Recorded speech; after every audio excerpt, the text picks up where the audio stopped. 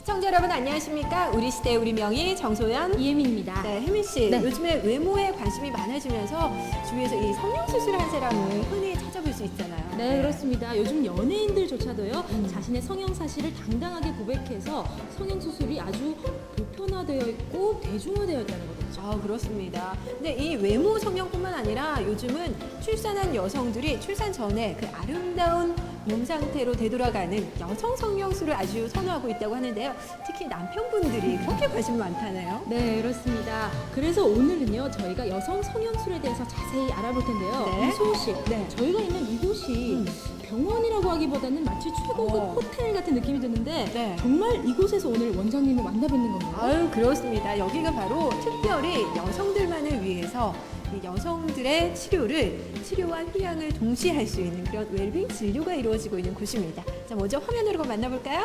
보시죠.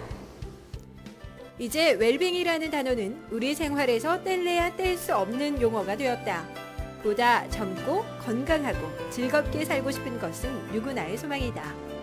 많은 여성들이 출산 후 변화된 신체 구조에 대해 고민과 불만을 가지게 되는 것은 사실이다.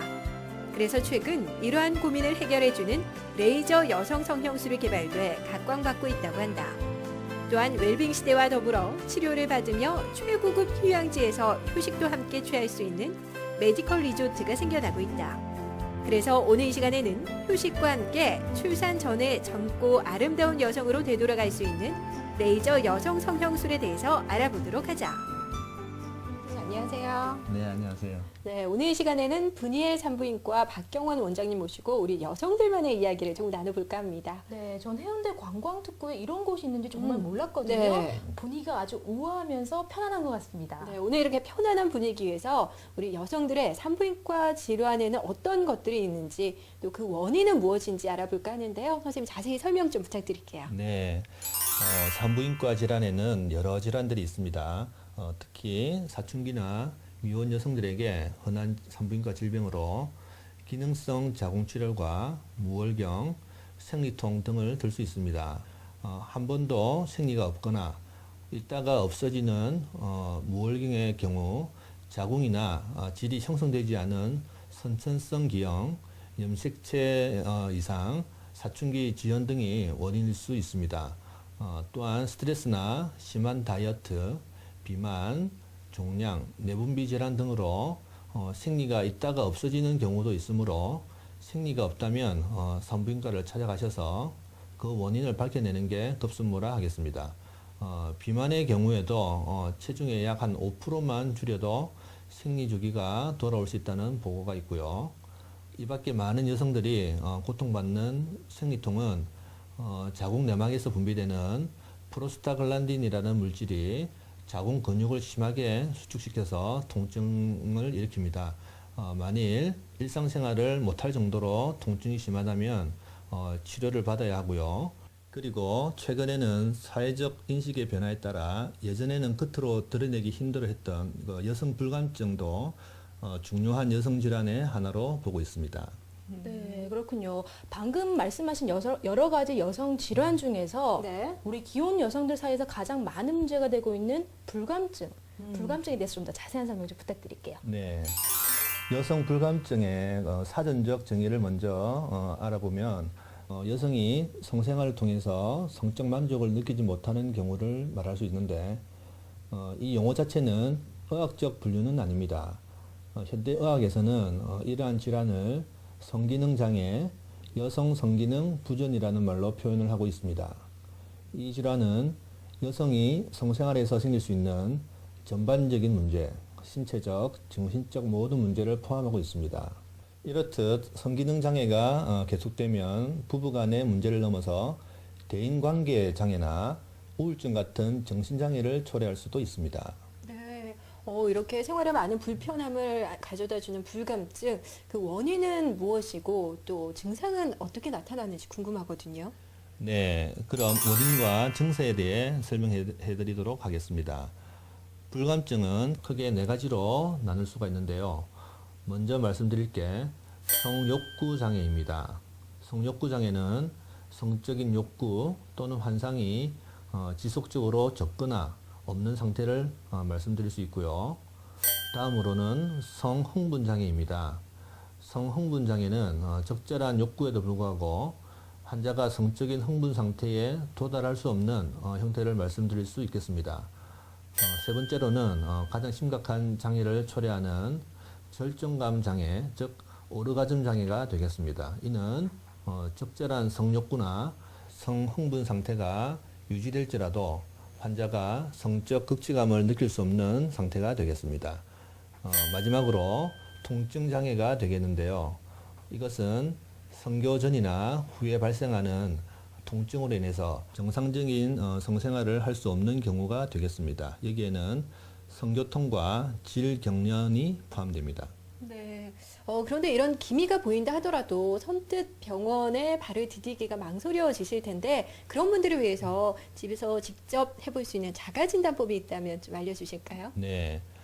대부분 많은 환자들이 하는 질문입니다. 여성의 성 문제를 대놓고 다른 사람과 상의할 수 없기 때문에 제가 말씀드릴 간단한 증세가 있을 경우에는 본인에게 문제가 있지 않을까 하고 산부인과 전문의와 상담하시는 것이 좋을 것 같습니다.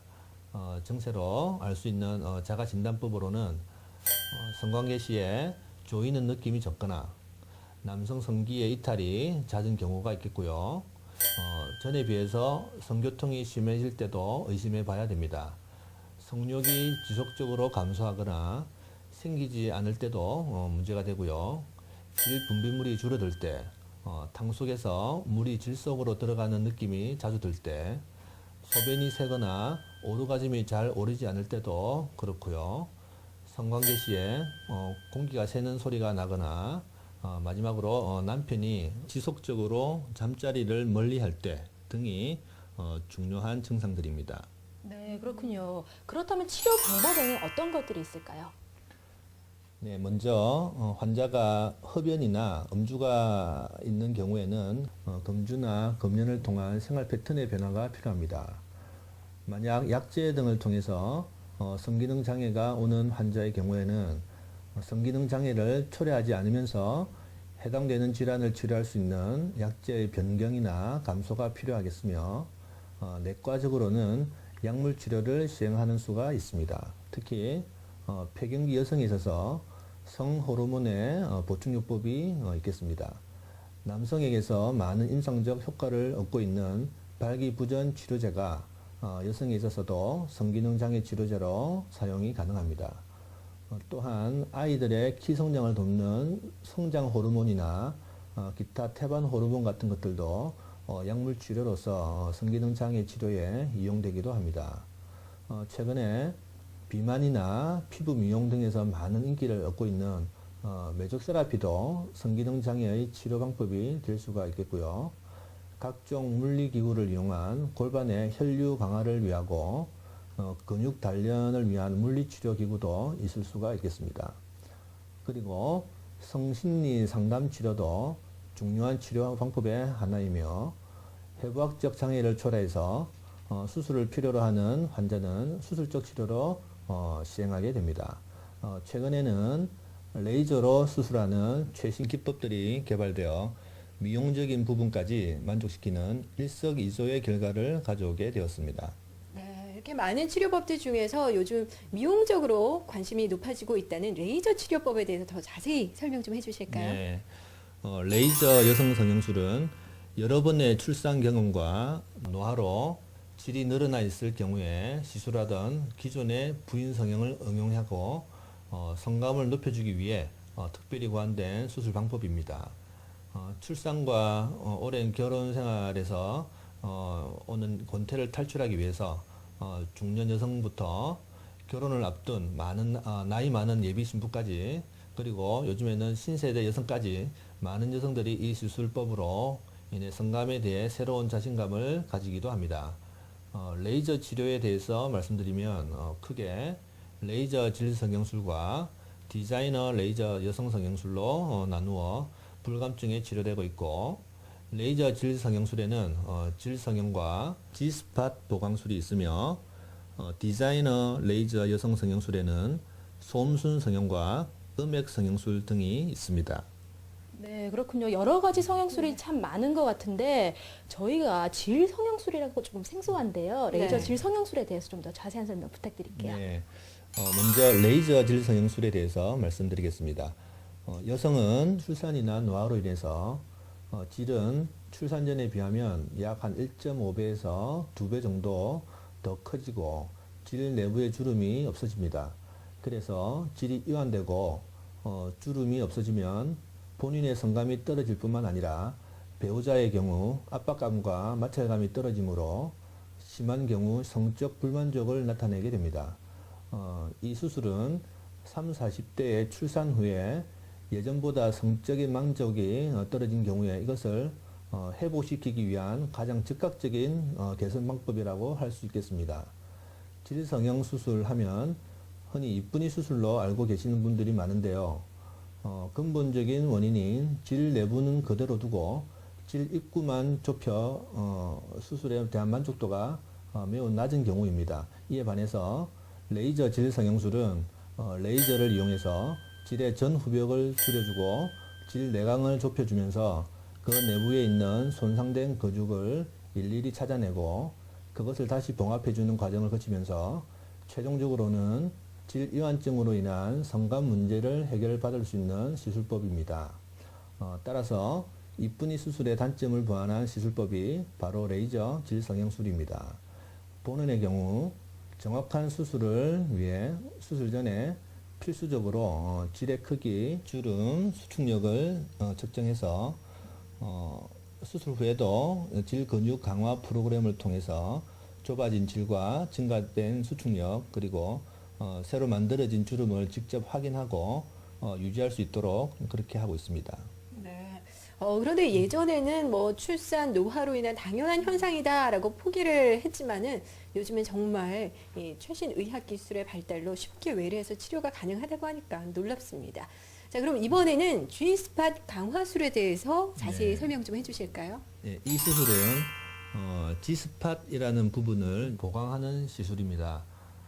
G스팟은 모든 여성에게서 있는 것이 아니기 때문에 병원에서 정확한 진단을 거친 후에 G스팟이 있는 여성들에게만 시행하게 되는데 이 G스팟 부위에 지방, 콜라겐, 최근에 새로 시도되는 듀라스피어를 주입하기도 합니다.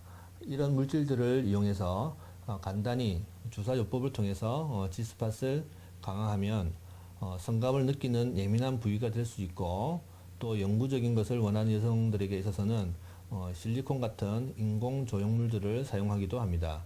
이 시술을 통해서 여성에게는 보다 쉽고 강렬한 오르가즘을 느끼게 해주고 남성에게는 마찰력을 높여서 상호 간의 만족감을 상승시켜서 효과가 있습니다.